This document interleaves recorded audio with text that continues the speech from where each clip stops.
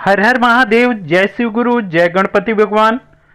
और गुरु बहिना और गुरु भैया लोग के भी चरण में हमार बारंबार नमस्कार। गोस्वामी शिव चर्चा कथा में फिर से एगो कथा रौरा सभी के सामने हम लेके आयल बनी। बाकी कथा बहुत ही अटपटा सा बा। रौरा सभी थंबनेल हमार देखम जा कि बंटवारा शिव गुरु के। त रौरा सभी के हम एक बात बतावल चाहतनी कि इंसान जौन बा बहुत ही स्वार्थी बा। ऊ धन दौलत जमीन जायदाद और भाई भाई के बंटवारा हो जाता, एजा तक कि माई बाप के भी बंटवारा हो जाता।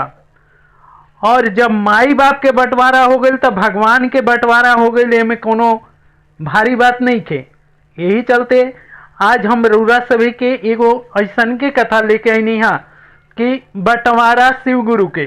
आज देखी कि हमनी के अपन भगवान के भी बांट दिले बनी जा धर्म के नाम पर। आई जा कथा हम रौरा के सुनावे जातनी। कथा के द्वारा ही रौरा सभी निर्णय करी जा कि हमनी के इंसान कितना स्वार्थी हो गल बनी जा। आई जा कथा ऐसे बा कि एगो किसान रहन, उनकर 4 गो बेटा, और चारों बेटा जब तक किसान जियले तब तक बहुत ही मेहनती रहन जा और सब केहू के संयुक्त परिवार रहे। और जौन किसान भाई रहन वो भगवान शिव के परम भक्त रहन। परम भक्त का कहल जा, एगो 4 दीवारी मने बना रहे उनकर घर, चौमुखी घर रहे और बीच अंगना में भगवान शिव गुरु के एगो शिवलिंग स्थापित कैले रहन, मंदिर बना के। और वही शिवलिंग में भगवान शिव के अपन भक्ति द्वारा वास करा दिला रहन। यानी कि जैसे प्राण प्रतिष्ठित शिवलिंग होला जौना में भगवान स्वयं वास करेले, वही तरह जैसे कि ज्योतिर्लिंग में भगवान शिव स्वयं साक्षात विराजमान रहले, वही तरह किसान के अतना भक्ति प्रबल रहे कि वो अपना घर में ही भगवान शिव के वास करा देले रहे। यानी कि भगवान शिव ओकरा वही आंगन में वास करत रहन और नित्य प्रति वो भगवान से वार्तालाप करे। कोनो चीज अगर करे जाओ तो वो भगवान शिव से पूछ के करे। समय बदलत गईल, समय आगे बढ़त गईल और अपन बेटा बेटी के चारों के बियाह कर दिलस। अपन चारों बेटा के बियाह कर दिलस, चारों के बहू आ गई और धीरे धीरे घर में बंटवारा के कान फूसी होके लागल। और एक किसान की जौन पत्नी रही वो बेचारी अपन बेटन के छोटा अवस्था में ही मृत्यु के प्राप्त हो गई रही। और ये बेचारा किसाने अपन माई के भी और बाप के भी दोनों फर्ज निभा के अपन बेटा बेटी के पालन पोषण के लिए रहे।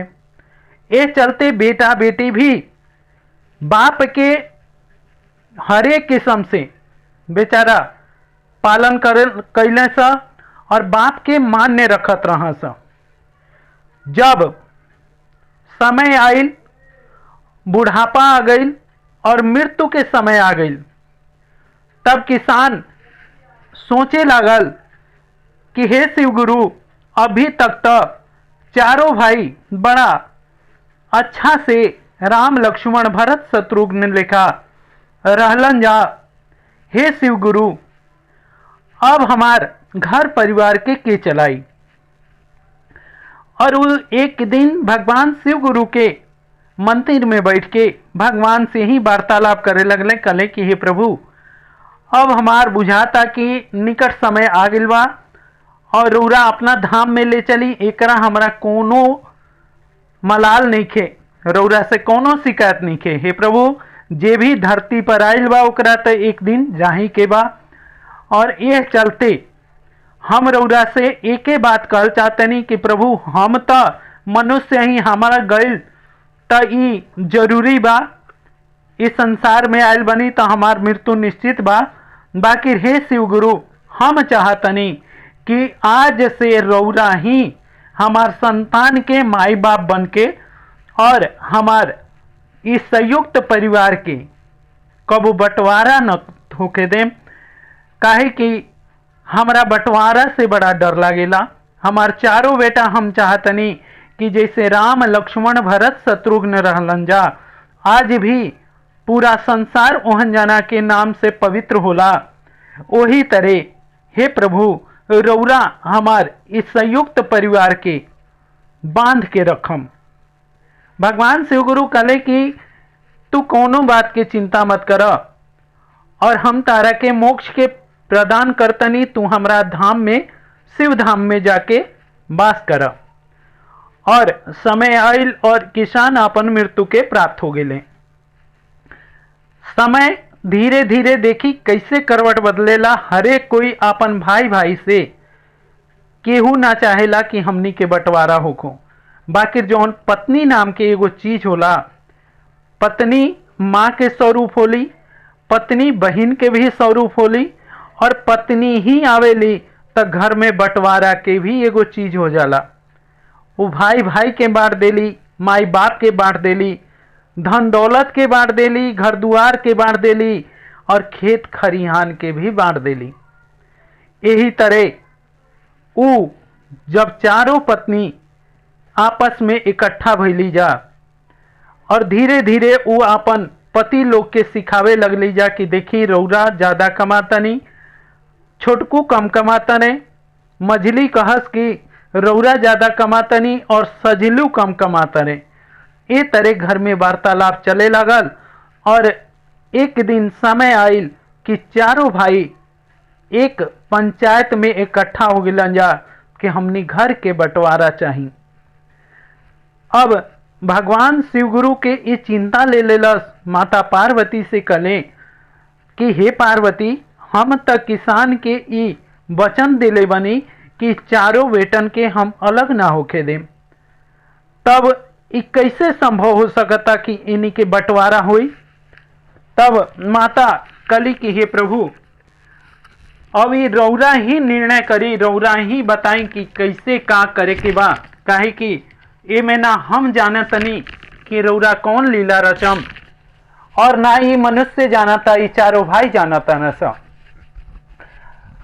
ऐसा हो गई कि इन्हीं के मन में चारों भाई के एक प्रति द्वेष भावना भी प्रकट हो गई।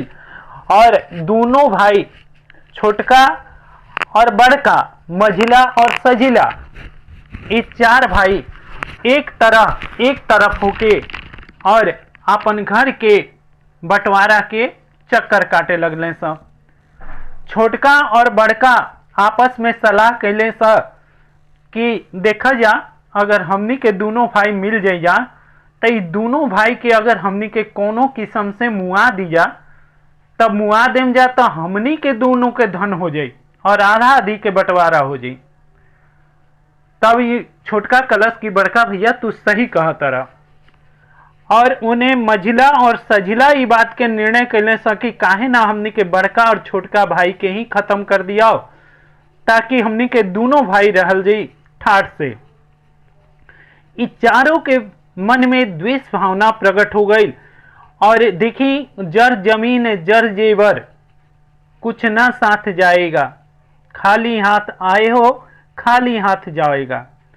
तो कहे के मतलब ये बा कि जर जमीन कुछ भी आदमी के इंसान के संगे ना जाला, बाकी नाम पड़ जाला बंटवारा। भाई भाई के आज ऐसन बंटवारा के समान स्थापित करे लगल कि एक दूसरा के जान लेवे पर उतारू हो गई। और छोटका और बड़का, मझिला और सझिला के मारे के पलान में आज तैयार हो गए सब। और इस शिव गुरु सब चीज देखा तने।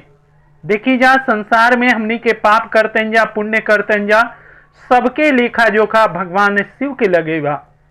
काहे कि वो महादेव हमें, सबके देव हमें, और जब देवे हमनी के सामने बाने तब हमनी के उनका से छिपाव कैसे कर सकते नहीं जा। और समय आयल और ये दोनों भाई रात में दोनों भाई के काटे खातिर तैयार हो गए सब, मझिला और छोटका और बड़का, मझिला और सजिला के।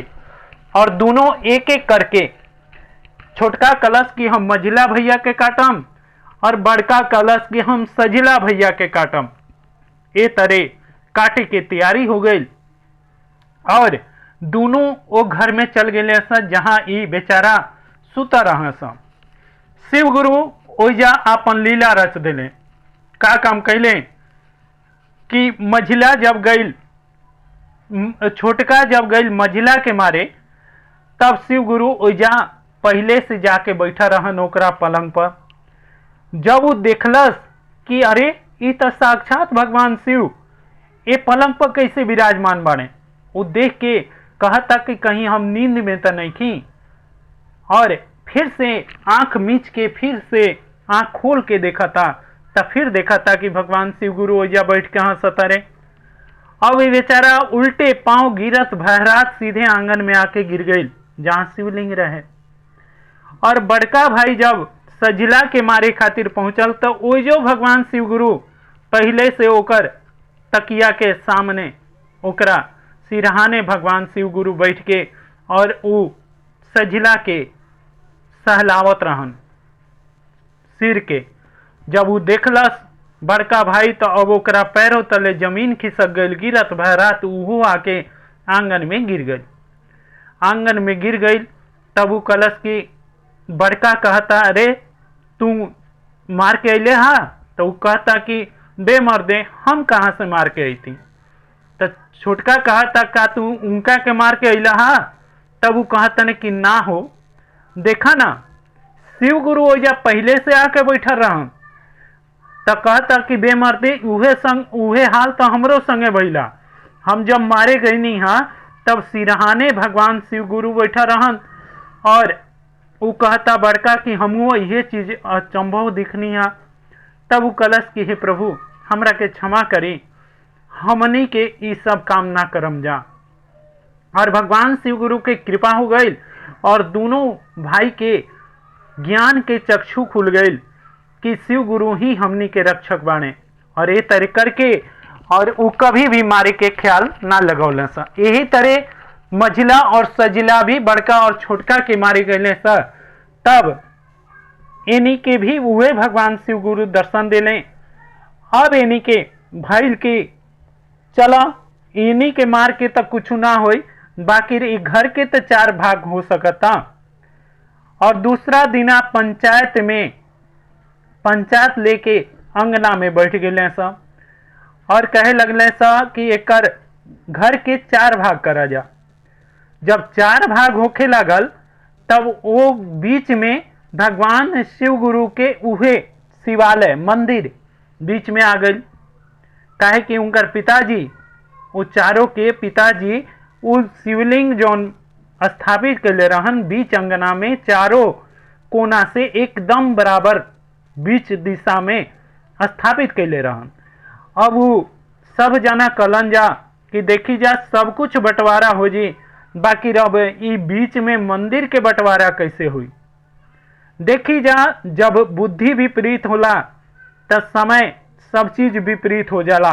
इस चारों भाई कहता है कि अब भगवान शिवलिंग के भी बंटवारा होई। काहे कि एक जगह हमनी के पूजा ना करम जा, हमार मेहरारू हम अलग पूजा करम और तू अलग कर, तू अलग कर, तू अलग कर। अब पंचायत भी बेचारा अचंभित हो गई, कहता कि ये हमारा बस के बंटवारा नहीं खे। अगर शिव गुरु तोहन जाना के निर्णय करी हैं तो तोहन जाना खुद अपन बंटवारा कर जा। एमे पर पंचायत भी तोहन जाना के रक्षा न करी। काहे कि आज तक हमनी के घर के बंटवारा कैले बन जा, बाकी मंदिर के बंटवारा हमनी से ना होगी। और ए तरह करके पंचायत अपना घरे चल गई। जब पंचायत अपना घरे चल गई तभी चारों अब सोचे लगले कि ये मंदिर के बंटवारा कैसे हुई। अब भगवान शिव गुरु पार्वती से कले कि हे पार्वती देखा ये कितना मूर्ख बाणे सा कि पहले तो भाई भाई आपस में बंटवारा करत रहा सा, आज हमरो बंटवारा ही करे पर लाग गई बने सा। तब माता कली कि हे प्रभु अब रौरा साक्षात होके इस चारों के बुद्धि के फेरे के परी। काहे कि रौरा किसान के वचन दिले बनी कि हम घर में बंटवारा ना होके देम। तब भगवान कहले कि हाँ, अब उस समय आ गइल बा कि अब यानी के साक्षात होके और हमरा एकनी के बुद्धि के फेरे के परी। और ये तरी करके जब यानी के बंटवारा के पूर्ण निर्णय कर लेने सकी शिव गुरु के आज हमनी के शिवालय के बंटवारा करिए, तब भगवान शिव गुरु साक्षात मंदिर में से उपस्थित हो गए उन्हीं के अंगना में। कल ऐसा, अरे मूर्ख, इस संसार से तोनी के बाप दादा परदादा केहू कुछ ना ले गई, तो तोनी के बंटवारा करके का ले जी बस। और रहल बात कि जर जमीन जर जेवर जोन कुछ तोनी के बांटे के रहे सब बांटे पर तोनी के उतारू हो गए बने सा। बाकी आज तोनी के हद कर दिला सा कि आज हमरो बंटवारा तोनी के करे लगले सा। अरे मूर्ख, अगर हम चाही तो इस संसार के प्रलय एक क्षण में कर दी और तोनी लेखा कीड़ा मकोड़ा ई मनुष्य पता ना कतना में दब के मर जाई। तब तोनी के बताओ सा कि तोनी के बंटवारा चाहिए कि तोनी के हमार शक्ति के प्रमाण चाहिए। अब वो जब दिखले सब भगवान शिव गुरु के साक्षात, तब इस चारों कांपे लगले सब। चारों के पत्नी साक्षात सीधे धरती पर लौट के और भगवान शिव गुरु के मनावे लगली सा, माता पार्वती के मनावे लगली सा कि हे प्रभु क्षमा, त्राहि माम प्रभु त्राहि माम। और ए तरी करके वो चारों भाई कले सकी हे प्रभु जवन आदेश राउर होई तौने हमनी के मानम जा। और ए तरी करके भगवान शिव गुरु कले सा कि अरे मूर्ख, इस संसार में रहे के बाद तब आपस में मिल के रहा सा, तोनी के आपस में मिल के रह बस, तब तोनी के केहू भी उंगली ना उठाई, तोनी के आंख ना दिखाई। और अगर तोनी के बंटवारा चाहता सा तो तोनी के सब केहू बांट दी एक दिन। ये तरह भगवान शिव गुरु के चारों भाई कहना मान गए सा और भगवान शिव के नमन करके कसम खैले सा कि हे प्रभु आज से एक घर में सब कुछ होखी, बाकी बंटवारा के नाम ना होखी। हमनी के जियत जिंदगी में कभी भी एक घर के बंटवारा ना होखे देम जा। हर हर महादेव। जय शिव गुरु, जय गणपति भगवान।